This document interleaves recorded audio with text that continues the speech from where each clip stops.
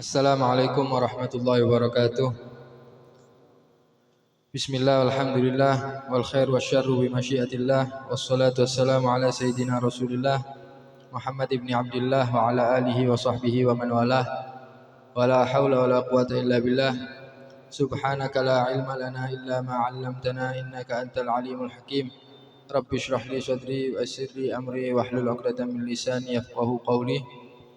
Amma ba'du, hadirin yang dirahmati oleh Allah Subhanahu wa taala. Alhamdulillah, berkat anugerah Allah Subhanahu wa taala kita masih diberi panjang umur oleh Allah Subhanahu wa taala, diberi kesempatan oleh Allah Subhanahu wa taala sehingga kita dapat menghadiri majlis yang semacam ini. Mudah-mudahan Allah Subhanahu wa taala memberikan kita istiqamah, memberikan kita kekuatan serta kesempatan untuk dapat menghadiri majlis-majlis yang seperti ini pada khususnya, dan juga untuk melakukan ibadah kepada Allah Subhanahu wa taala dan taqarrub kepada Allah Subhanahu wa taala. Amin ya rabbal alamin. Hadirin yang dirahmati oleh Allah Subhanahu wa taala, seseorang jika ingin dekat dengan Allah Subhanahu wa taala, maka dia perlu terhadap dua resep dari baginda Nabi Muhammad SAW.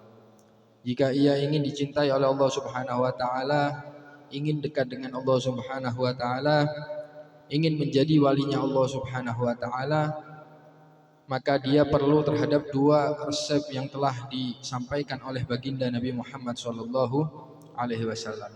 Yang mana resep tersebut mungkin kita kedengarannya sangat gampang, tapi di dalam praktek dan pengamalannya mungkin kita menemukan kesulitan, kesusahan dan lain sebagainya. Yang mana hadis ini ada di dalam hadis qudsi.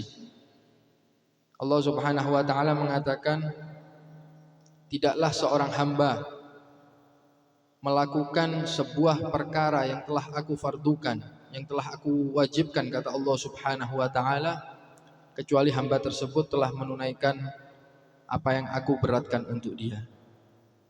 Jadi yang pertama diambil daripada arti daripada hadis ini, yaitu kita harus melakukan apa yang telah difardukan oleh Allah Subhanahu wa taala.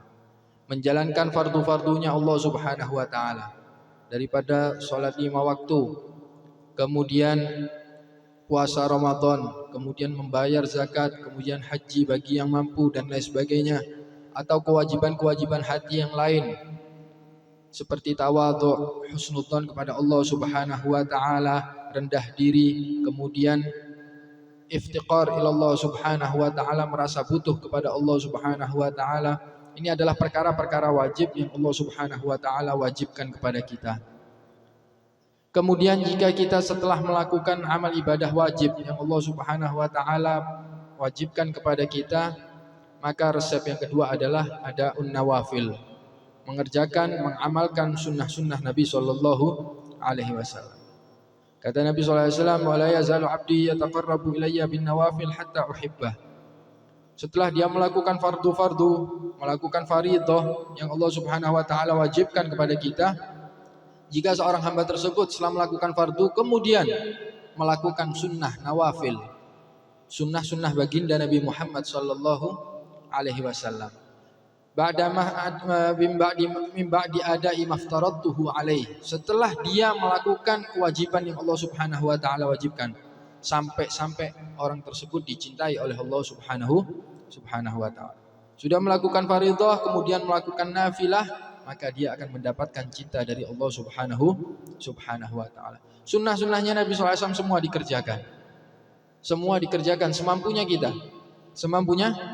Daripada mulai sholat dengan memakai siwak, sholat memakai pakaian putih, sholat dengan menutup kepala, masuk kamar mandi, membaca doa, memakai kaki kiri, memakai penutup kepala dan memakai sandal dan lain sebagainya.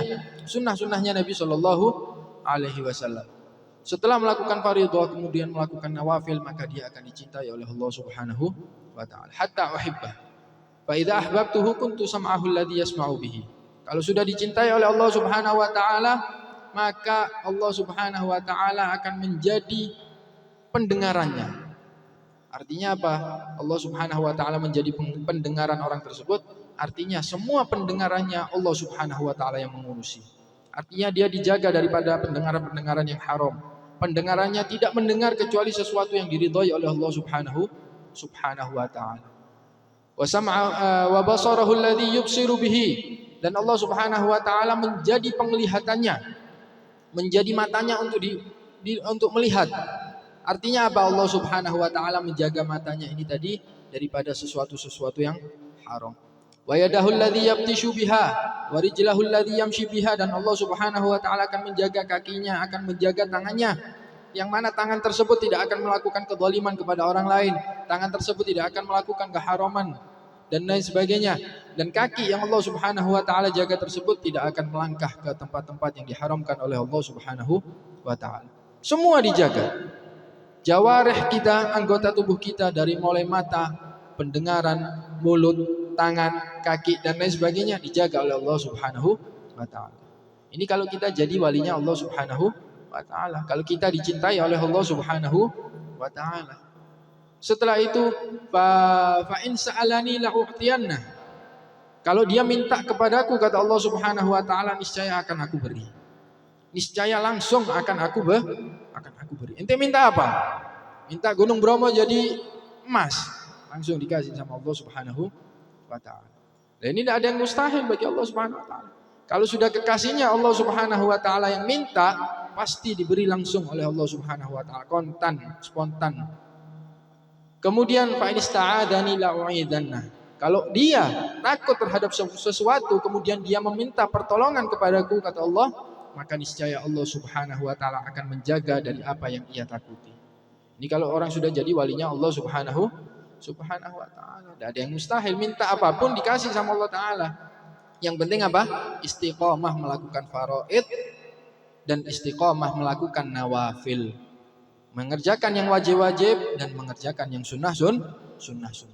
Ini resepnya dari Nabi Shallallahu alaihi wasallam. Mungkin kelihatannya di dalam tulisan ini sangat simpel, tapi di dalam pengamalannya sangat sulit. Para aulianya Allah Subhanahu wa taala mereka mengerjakan itu semua. Mereka berusaha supaya dapat melakukan fardhah dan nawafil yang telah diwajibkan oleh Allah Subhanahu wa taala dan telah disunnahkan oleh baginda Nabi sallallahu alaihi wasallam. Sehingga tak hayal mereka dekat dengan Allah Subhanahu wa taala. Mereka dicintai oleh Allah Subhanahu wa taala. Bukan mereka hanya mencintai Allah taala, tidak, tapi mereka dicintai oleh Allah Subhanahu wa taala. Jadi walinya Allah Subhanahu wa taala. Seperti yang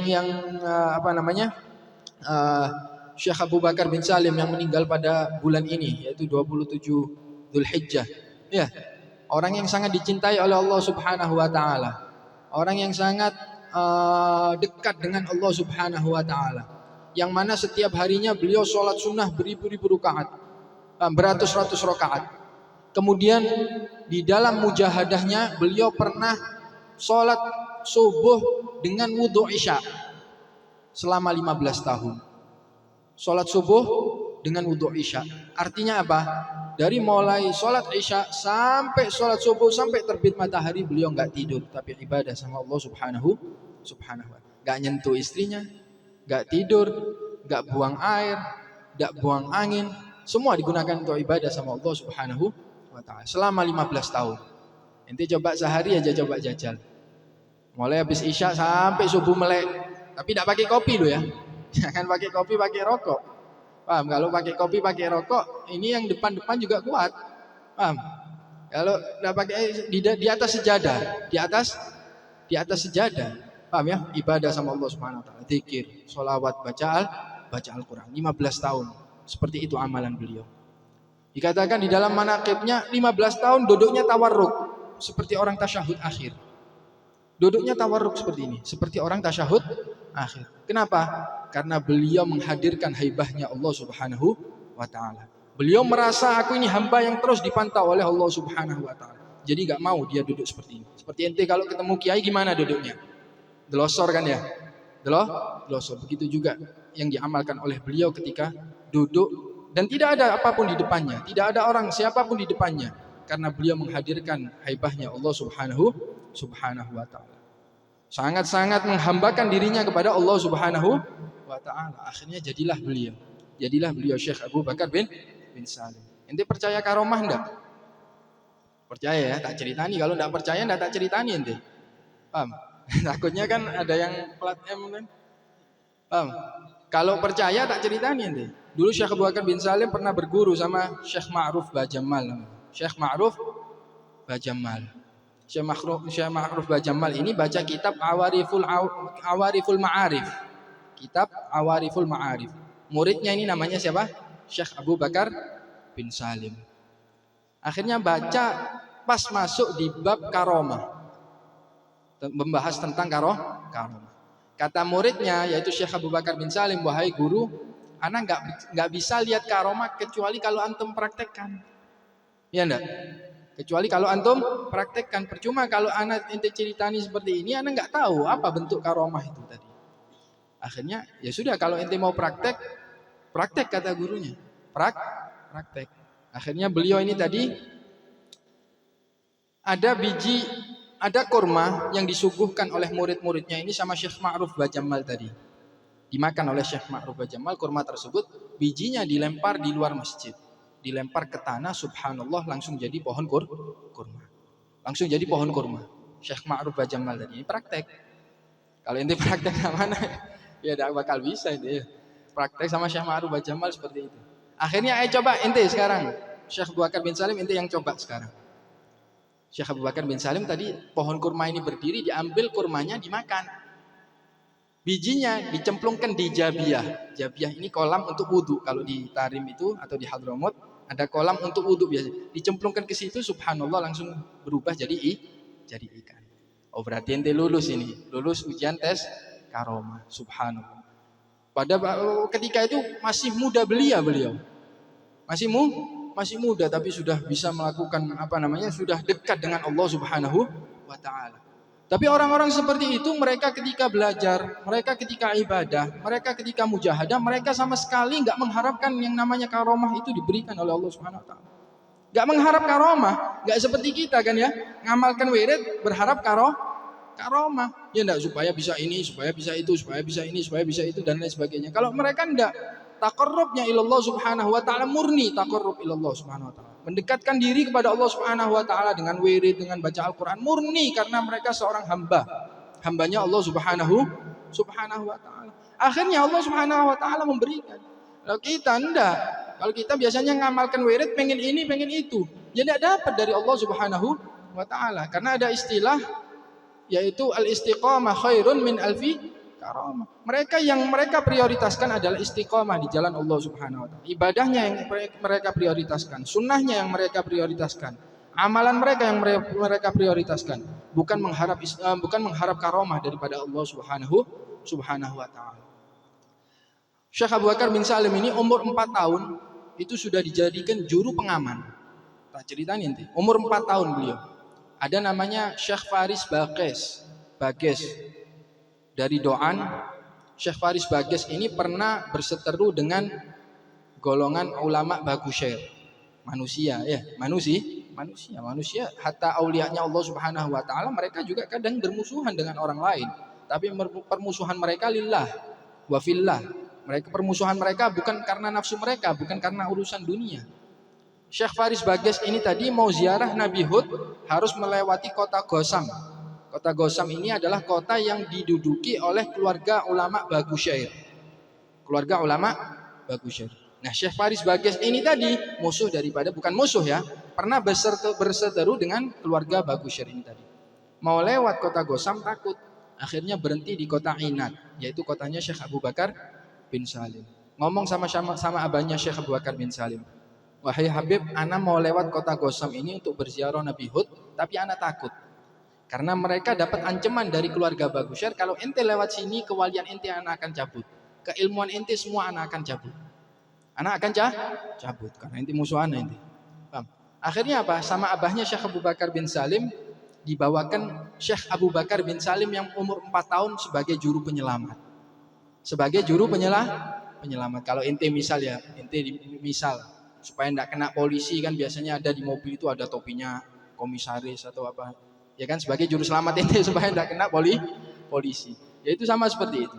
Umur 4 tahun dibawakan Syekh Faris Bages berjalan melewati kota Gosam dalam keadaan aman. Karena apa? Yang dibawa Syekh Abu Bakar bin Salim. Kalau seandainya dia tidak bawa Syekh Abu Bakar bin Salim, maka kewaliannya semua dicabut oleh keluarga Syekh Bagusir ini tadi. Paham? Inilah karomah yang Allah Subhanahu wa taala berikan bagi orang-orang yang istiqomah. Yang penting istiqomah, hadir majelis ilmu istiqomah, salat 5 waktu istiqomah, salat sunnah istiqomah, puasa sunnah istiqomah, zikir istiqomah, sholawat istiqomah, baca Al-Quran istiqomah. Nanti karomah datang dari Allah Subhanahu wa taala. Al istiqomatu khairun min alfi karomah. Istiqomah lebih besar, lebih mulia, lebih agung daripada ente diberi 1000 karomah dan ente enggak istiqomah dari Allah Subhanahu wa taala. Maka dari itu ayo kita minta taufik kepada Allah Subhanahu wa taala supaya bisa istiqomah, hadir majlis, zikir, baca Al-Qur'an, salat sunnah, puasa sunnah dan lain sebagainya. Mudah-mudahan kita didekatkan oleh Allah Subhanahu wa taala dan mudah-mudahan yang sedikit ini bermanfaat bagi kita. Hadza minni wa afu minkum. Wassalamualaikum warahmatullahi wabarakatuh.